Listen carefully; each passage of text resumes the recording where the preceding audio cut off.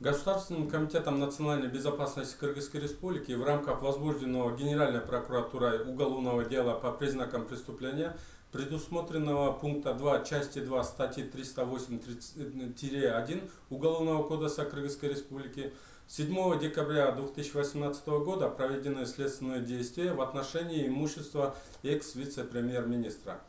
Установлено, что в период с 2011 по 2017 года он занимал различные руководящие должности в государственных структурах, в том числе председателя Фонда по управлению государственным имуществом, директора Государственного агентства по геологии и минеральным ресурсам Кыргызской Республики.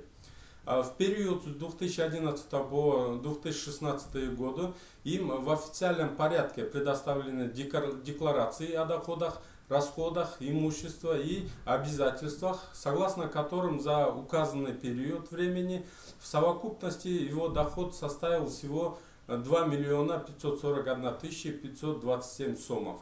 За этот же период времени доходы его супруги составили 408 тысяч сомов. Однако в результате проведенных следственных действий установлено, что у него имеются активы в виде крупных денежных средств с неустановленным источником происхождения и имущества, которые в значительной степени превышают его официальные доходы. Диспозиция инкриминируемой статьи гласит, что незаконное обогащение, значительное увеличение активов должностного лица, превышающего его законные доходы, которые она не может разумным образом обосновать.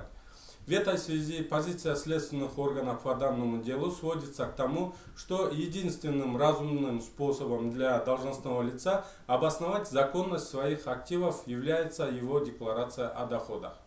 В настоящее время задержанный и водворен в СИЗО ГКМ Кыргызской Республики ведется следствие.